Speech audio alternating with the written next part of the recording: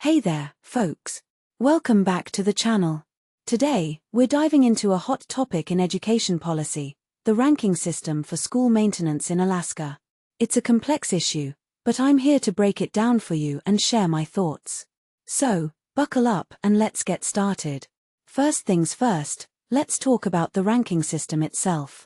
Alaska's Education Department uses an annual ranking of maintenance and construction projects to determine which schools get renovated.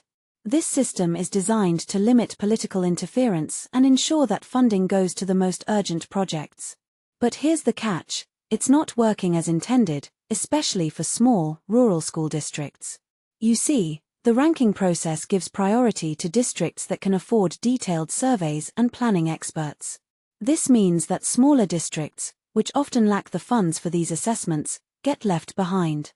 As Education Commissioner Dina Bishop put it, the system isn't working. And it's not just about the money, it's about the impact on students and communities. Let's take a closer look at a specific example. The Kuspuk School District in Sleetmute has been struggling for nearly 2 decades to get funding for a roof replacement. The project was initially submitted in 2007, estimated to cost less than $1.5 million.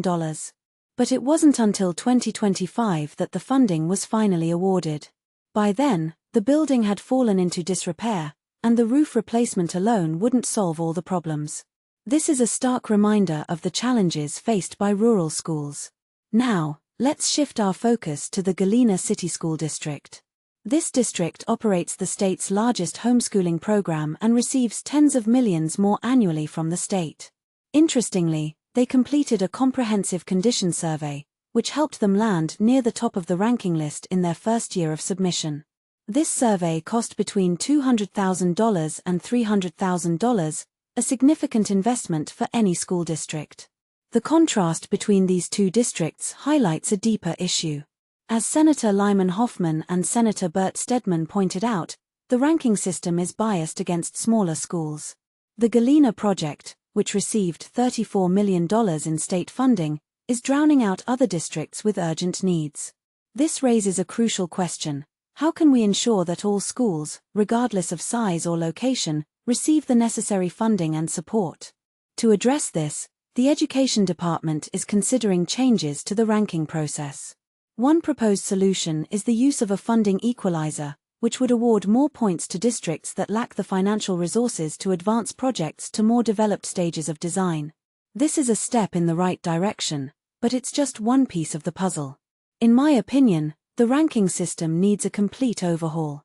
We need to prioritize the needs of all students, not just those in well-funded districts. This means re-evaluating the criteria and ensuring that smaller, rural schools have a fair chance to compete. As Senator Stedman suggested, there's room for pushing back and advocating for change. So, what's the takeaway from all this? Well, it's a call to action for all of us.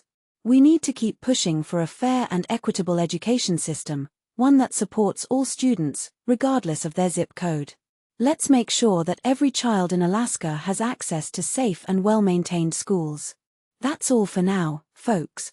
Stay tuned for more insightful content, and don't forget to like and subscribe.